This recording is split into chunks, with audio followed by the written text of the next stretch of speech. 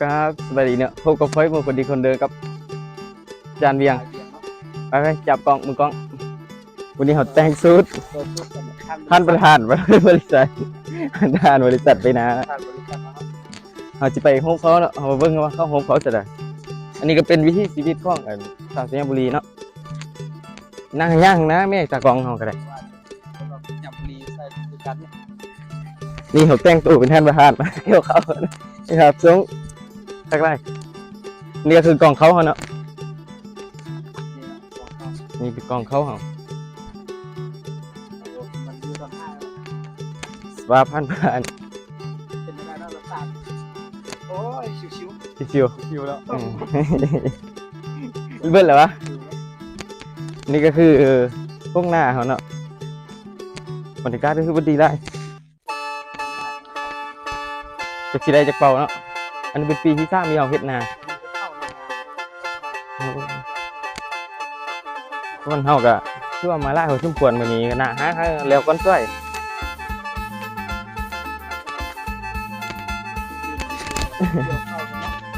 ตอนเกี่ยวเขาบ่ได้รีวิวนะเขาคนไหนเราบ่มีเวลารีวิวเบิ่งแล้ววะจกมาหาได้แบกนึงอันนี้ก็คือการเก็บเขาอะใช่การเก็บเขานี่ วิถีชีวิตตรงกระสันเนี่ยมันนี่ก็คือวิถีชีวิตการเก็บเขานี่ตอนนี้ไหนละนี่จานเวียงว่าใส่เอาคือใส่ใส่นี่เก็บเขาอันนี้คนช่วยนะฮะก็คือมาไล่คนอยู่ นักว่าสร้างหน่อย บรรยากาศก็ดีไล่เนาะเบื่อเหรอโอ้มาให้ตอนมันใส่ไปเนาะเบื่อเหรอ สภาพมันสักการเอาน้อยกับคนเต็มลำ วันนี้ประธานบริษัทมาเกี่ยวของกูเขาเนาะ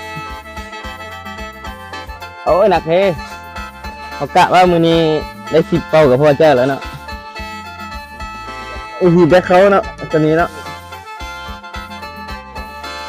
อันแบกเขา เหนื่อยบ่ กูเมื่อยเข้าบ่ฮักมันเมื่อยไล่บรรยากาศก็คือว่าฮอนไล่เนาะ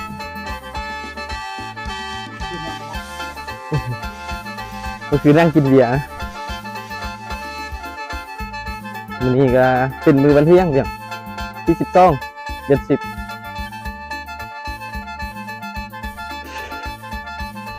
ฮอนไล่ทุกคนเอาเกลือมาให้เด้อแล้วก็ปะจิบเกลือมาใส่เด้อพุ่นดูพุ่นแหละมึงเข้าพุ่นแหละนี่ก็คือฤดูนี้ก็เป็นฤดูเก็บเกี่ยวนะฟ้องเงินเจ้าลาวเพราะประเทศนะก็คือช่วงเดือน11 12มันเป็นฤดูเก็บเกี่ยวแข่งเหือแล้วเขาก็ได้เก็บเกี่ยวนะ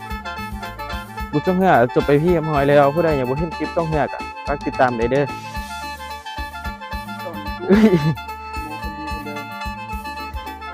ที่ช่อง YouTube ไฟคือเก้านะบอลหมู่ลาวนะเดินไฟหมู่คนดีคนเดิมไปนะ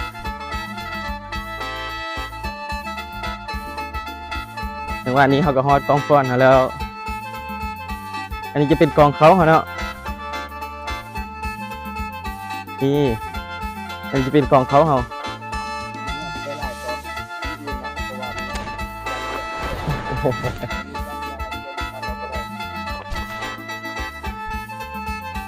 นี่ไม่ท่านประธานเนาะท่านประธานมาเฮ็ดหน้าวันนี้ให้สิมารีวิว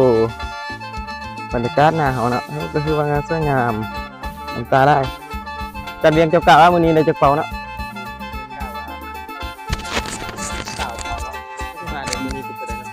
มื้อนี้อากาศร้อนเนาะโอ้ร้อนสุดๆก็ร้อนแต่บ่ซ้ำกว่าตอนเกี่ยวข้าวเนาะเกี่ยวข้าวไปเสร็จแล้วโอ้ยอมเลยจังหวะแล้วเนี่ยหญ้าทางตึบโอ้8:30 มื้อนี้หน้า3เห่อเด้นั่นก็ขอบอกว่า3เห่อ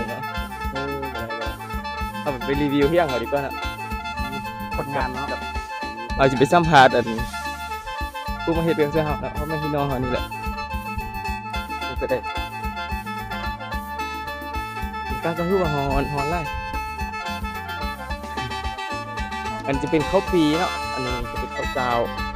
ข้าวเจ้าจะเป็นข้าวแสกข้าวดอกมันจะเกี่ยวก้อนปีในช่วงเดือน11 12พอดี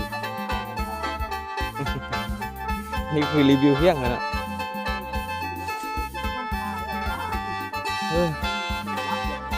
ฮอนปะใหญ่หมูเดี๋ยวมาหีก่อนแป๊บหีก่อนใหญ่หมูก่อน เอาเต่าหัน อะไรเนี่ยนี่ลงมาสัมผัสนี่ใครจะมาสัมผัสนะ เขาสัมผัสโบเขาสัมผัส ก็สัมผัสเลยนะ โบอะไรนะเขาไทย ได้นะอันนี้เป็นน้องสัมผั เขา ส ปวดในเต้งนะ บ่อยากเป็นอย่างนี้ครับเพิ่ง เดี๋ยว สัม มัน ผัส เล็ เล ก ย นะอะไร นี่แสดงความรู้สึกเลย เมื่อย เมื่อยเราได้ไปเกี่ยวเขาบ่ โบ พอกินอยู่ที่อย่างเมื่อยนะทุกคน ตาย บรรยากาศวันนี้ก็เอาไล่เอาบได้ให้คลิปอันนี้มันกันดังไฟเอาตุ่มหมูเอาเจีย่างไว้สัมผัสขึ้นไปเที่ยงหรอ เดี๋ยวมีละอ่ะ เรากำลังตำมะฮุ่งเอาปูเขาแล้วฮะแต่เลือดปั้นเอาสิกินเบียร์ฮะกินเหล้าฮะดีพายกินเหล้าฮะ อันนี้เขาเพื่อนเขาทำอย่างมีไปเพื่อน เบิ่งฮาสิให้คนเห็นกันเบิ่งงามได้ทุกคน อันนั้นหลุดก้อนเบิด คนวันนี้ไล่คน10 กว่าคนนี่เขาแก้รถจกหน่อยเนาะ วิวป้าแต่ว่า แต่อันนี้เขาไป10 เบ็ดเอป่ะซ่องตู่เมื่อยปะเจ๊เอาว่าได้ไหมสัมภาษณ์คือหน้าสตาร์เอา มีนักสู้ของผม คลิปกันคลิปวิดีโอนี้ขอจบคลิปเพียงเท่านี้ผู้ใดมักกดไลค์กด Subscribe กดติดตามไปเด้อ เอ